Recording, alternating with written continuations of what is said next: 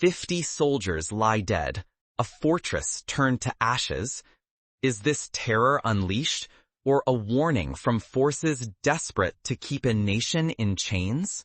Ignoring the motives lurking behind this massacre is to miss a pivotal shift, not just for Burkina Faso, but for the continent itself. Simply accepting what the headlines offer risks blinding us to the real architects of Africa's fate and the stakes they hold.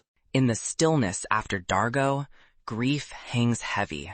Families mourn 50 brave defenders, lost as their base was reduced to embers in a single night. Yet, beneath the tears, suspicion simmers. Who truly orchestrated this strike? Did insurgents act alone? Or was this carnage a signal from those threatened by President Ibrahim Traore's defiance of foreign dominance? Burkina Faso's march toward true independence has put it squarely in the crosshairs of Africa's most ruthless conflict. To grasp what happened at Dargo is to confront the forces shaping the future. Who benefits, who fears, and who stands to lose everything. A meticulously orchestrated assault, not a chaotic frenzy. What truly unfolded that night? Let us pull back the curtain to understand the attack, its deeper meaning, and what the world's power brokers hope you never see. The events at Dargo did not occur in a vacuum. To understand why, we must trace the roots of Burkina Faso's fight for self-determination. On the night of Monday, the 29th of July, 2025, Dargo base in northern Burkina Faso became the epicenter of a catastrophe that would ripple across the nation. Close to 100 militants swept in, their movements marked by chilling coordination.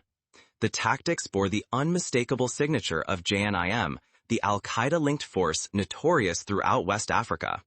They struck with calculated precision, pinning down defenders with relentless gunfire and synchronized ground maneuvers. By sunrise, devastation reigned. The base, once a symbol of security and resolve, was ransacked, torched, and obliterated. 50 soldiers, men who had pledged their lives to defend their homeland, lay dead. For the people of Bolsa province, mourning settled in like the persistent haze of smoke above the ruins. The military government's silence in the aftermath only deepened uncertainty, fueling whispers and grief throughout the country.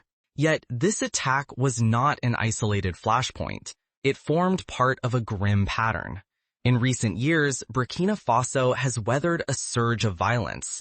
The deadly March assault in Diapaga, February's ambush in Tinno, and now the disaster at Dargo. Insurgent groups have steadily widened their grip, exploiting the nation's turmoil that has sparked a string of military coups and left swaths of territory beyond government reach. Each attack has pressed the resolve of both the army and the civilian population. But Dargo was different, for its scale and for what it represented. The destruction of the base was not just a tactical blow, but a symbolic one. It shattered a stronghold, dealt a collective wound to Burkina Faso's quest for sovereignty, and spotlighted the peril facing the entire region. With each loss, the contours of resistance have shifted. Where public mourning once spilled into despair, now it pulses with a quiet fury. Candlelit vigils, protest marches, and communal gatherings have begun to transmute collective grief into unyielding determination. But who benefits from such devastation? Beneath the smoke and sorrow, global interests are already shifting, and the battle over Burkina Faso's future is only beginning. To view only the bloodshed is to miss the deeper pattern and intention. The Dargo assault was not just another battle. It was a deliberate message, hurled at both the nation's leaders and its people. It challenged the very foundation of independence. Here, the stakes are not only military, but existential, threatening Burkina Faso's sovereignty and the wider African struggle to cast off foreign interference. This is not merely a tragedy. It is a turning point. The attack on Dargo has become a crucible, forging new resolve among those who refuse to accept subjugation. In the ashes of defeat, a different kind of resistance is taking shape. The echoes of Dargo's devastation are reminiscent of other moments in African history when the destruction of a single site became a crucible for national identity. In 2002, for example, the bombing of the Mombasa Paradise Hotel in Kenya shocked the nation, but also solidified public resolve against extremist violence. Similarly, the siege of Bamako's Radisson Blu Hotel in Mali in 2015 left a scar, but also inspired unity and reforms. Dargo, too, has become more than a tragedy. It is a rallying cry, transforming loss into the fuel for resistance. Was Dargo truly a defeat, or a calculated blow meant to break the spirit of a nation? And who, in the shadows, truly wanted Burkina Faso to fail? President Ibrahim Traore's sovereignty-first vision rattled the old world order. By rejecting the easy comforts of foreign aid, his government challenged the dependencies that had shaped his country for generations. The Dargo massacre, more than a military rout, became a crucible for this new independence. The government's answer came quickly. Support for the bereaved families was promised.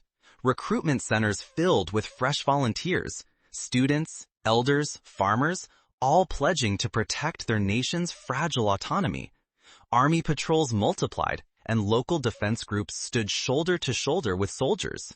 Western headlines pounced on the bloodshed. In newsrooms from London to Washington, the narrative was swift and severe. Turning away from global partners, they warned, invites only chaos. Collapse was inevitable, they insisted. The message was unmistakable. Without outside help, any quest for self-rule was doomed before it began. But inside Burkina Faso, the response defied those grim predictions. Shock hardened into resolve. The massacre sparked a wave of unity. Candlelit vigils glowed in Ouagadougou, silent marches threaded through the streets, and tens of thousands stepped forward to defend their homes. Where outsiders saw fear, Burkina Faso found defiance. Yet the struggle does not end with bullets or speeches. The real contest is economic, and the timing of Dargo's tragedy was no accident. This divide is not trivial. It forces a question. Whose version of events will shape what comes next? The distant voices of outsiders, or the people who bleed, grieve, and persevere on the ground? The battle for Burkina Faso's story is as fierce as any fight for its territory. Two narratives clashed. Abroad, analysts and pundits spoke only of imminent collapse, echoing a long history of foreign judgment. At home, the story was different, one of sacrifice, pride, and refusal to bow. For Burkina Faso, Dargo was not the end, but a summons to unity, no matter the price. To understand what happened next, we must look beyond the front lines, into the financial arteries that sustain or strangle a nation's hope. The aftermath of Dargo would expose how power truly operates, far from the world's cameras. But what if Dargo was never just an attack? What if it was a calculated response, a warning shot against revolution, not mere defiance, against a movement threatening to upend the balance of power in all of Africa? Sweeping agricultural reforms soon followed. Instead of relying on food imports, Burkina Faso poured its resources into empowering local farmers, betting on food sovereignty and the right to nourish its own people. Each new statute, each acre reclaimed, struck at the roots of dependency. In the tense months leading up to Dargo, Burkina Faso made historic moves. The government nationalized its gold mines, the veins through which the nation's wealth pulsed, and unveiled a vast new refinery. For the first time, gold from Burkina Faso soil would enrich the country itself, no longer bleeding out to distant metropolises or vanishing into the hands of shadowy intermediaries. These changes did not slip by unnoticed. For years, insurgent groups had siphoned gold, trafficked goods along secret routes, and profited from the porous borders left by colonial-era policies and foreign-controlled supply chains. Nationalization and tighter controls threatened to sever these shadow economies. Analysts now argue that the Dargo assault was not only an act of terror, but also a desperate stand to protect illicit profits. When the state claims its resources, those thriving on disorder realize how much they have to lose. The world responded with alarm. Western governments condemned the nationalizations, warning of creeping authoritarianism and dismissing Burkina Faso's push for self-reliance as dangerous wishful thinking.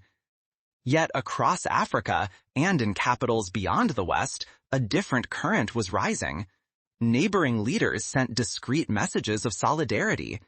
New trade offers and technical partnerships began to arrive from Russia, Turkey, and China, hinting at alternative futures and fresh alliances. Online, the Dargo massacre became a lightning rod. Hashtags for sovereignty and Burkinabe pride surged across the continent. On the walls of Ouagadougou, murals honoring the fallen sprang up overnight. Dargo was transformed from a site of grief into a rallying symbol, a declaration that African nations could seize the right to chart their own destinies, free from the grip of foreign interests. The stakes are now at their zenith. The fate of these reforms and the backlash they ignite will determine not only who possesses Burkina Faso's gold and harvests, but whether the entire region can steer its future.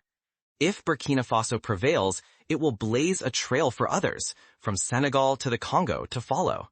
If it falters, the cycle of dependence will tighten its hold once more. Yet, even as the world watches, the story refuses to end here. In the aftermath of Dargo, an unexpected twist emerges, one that will upend our very notions of victory, defeat, and the price of true independence.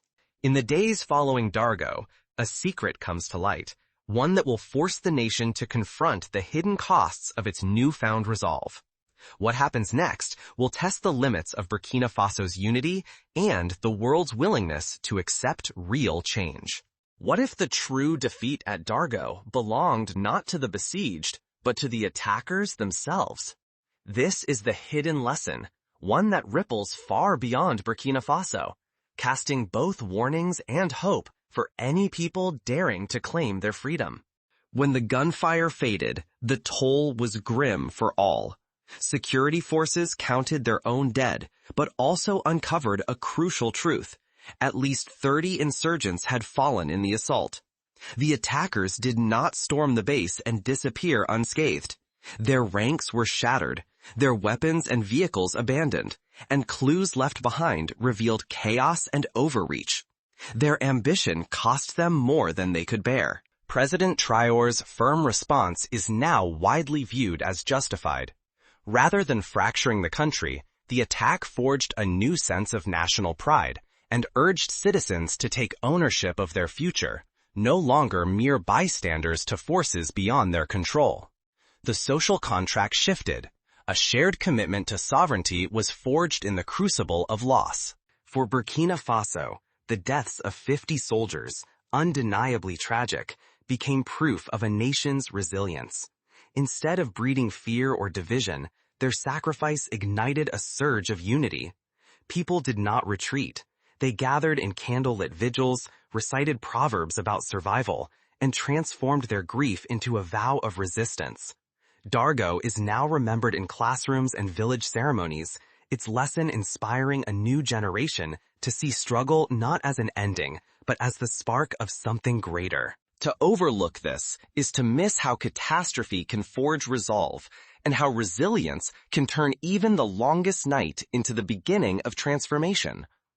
Dargo's true legacy is not just the pain, but the newfound strength and unity it left behind. Lessons for Burkina Faso and for the world. So what does Dargo's story foreshadow for the future? Its meaning reaches far beyond a single battle, and the answers may challenge everything we think we know. What unfolded after Dargo reshaped the nation's path and its place on the international stage? To truly understand, we must follow the ripple effects into the heart of Burkina Faso's struggle for sovereignty. The world saw only defeat, but Burkina Faso began to write a new story in its long struggle for dignity. From the ruins of the Dargo base, something unexpected took root. Outsiders counted the loss, 50 soldiers gone, a stronghold destroyed. For them, it looked like proof that collapse was inevitable. Yet inside Burkina Faso, the moment became something else. A point where grief hardened into resolve and tragedy fueled unity. Why does this matter? Because stories are powerful weapons. For decades, the world's narrative about Africa's so-called failures has justified outside intervention, dependency, and manipulation. The Dargo attack could have confirmed that tired script. Instead, it has torn it apart. Beneath the surface of news reports, a different nation emerged. In the hush after the attack, candlelight vigils burned in city streets and remote villages.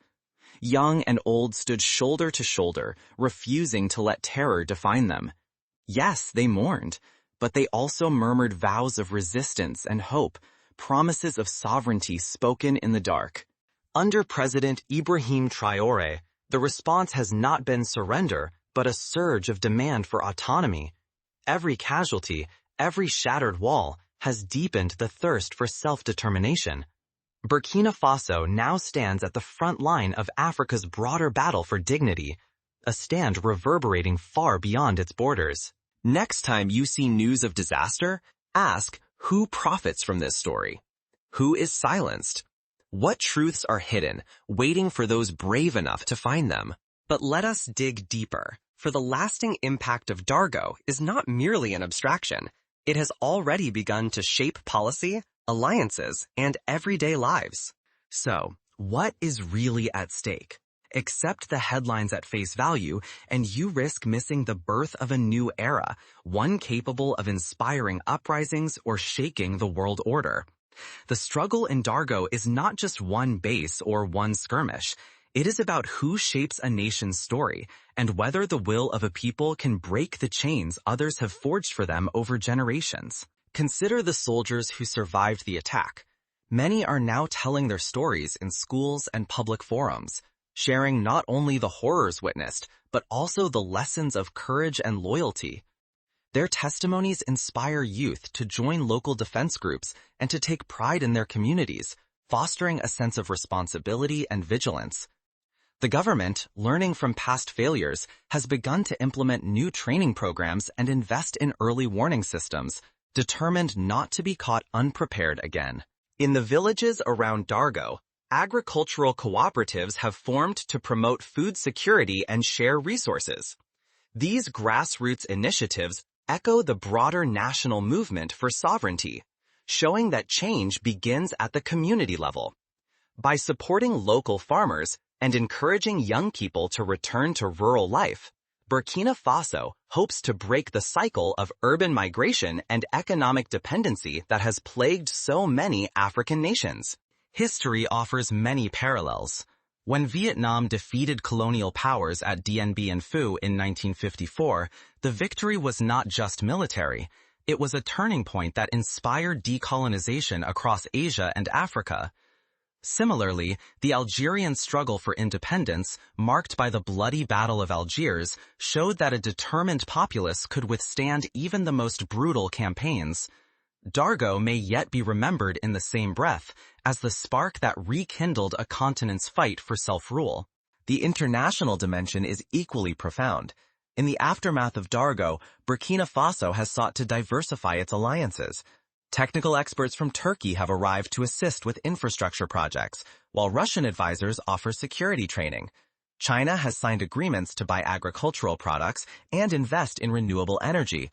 These relationships, still fragile, represent a bid to create a multipolar future, one where African nations have choices, not just dependencies.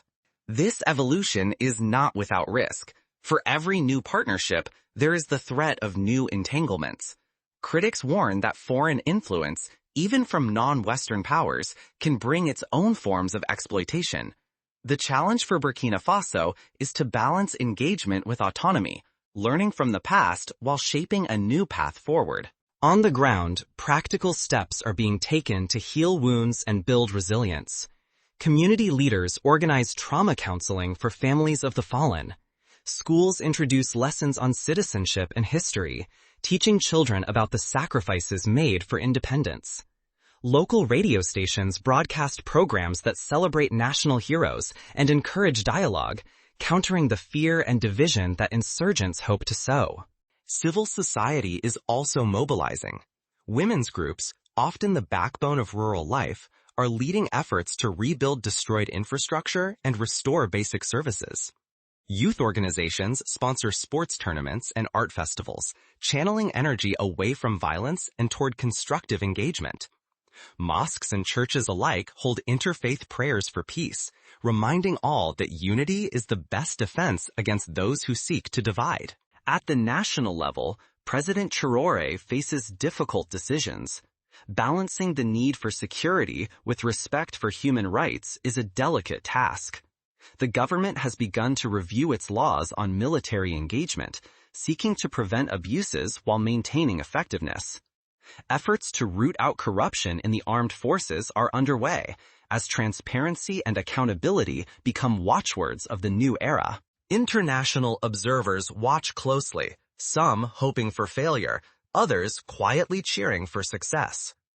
In the United Nations, debates rage over how best to support African nations pursuing independent paths. Should aid be conditional on political reforms?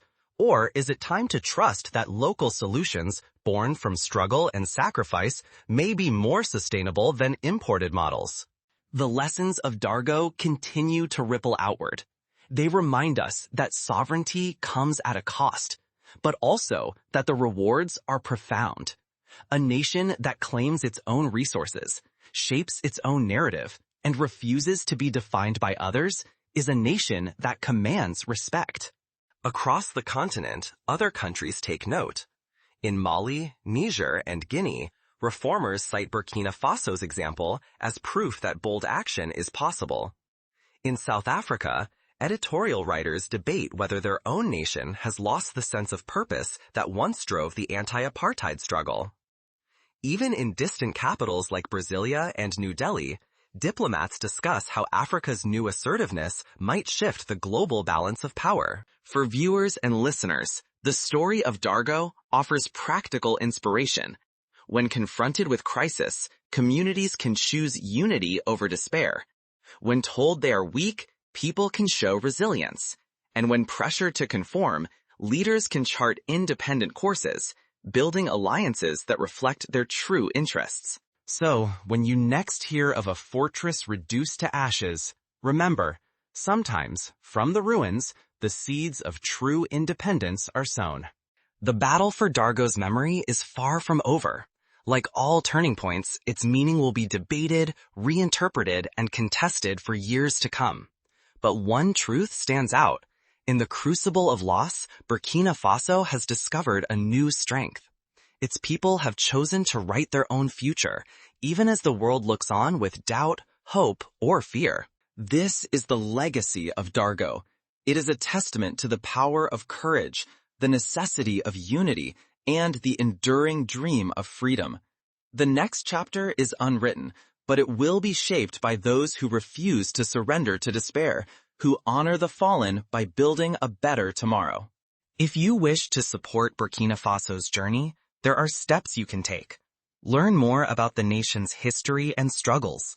Support organizations that promote education, health, and sustainable development in the Sahel. Share stories that highlight African agency and achievement, rather than reinforcing stereotypes of helplessness. And most importantly, remain curious and critical, always asking who benefits from the stories told and who is left unheard.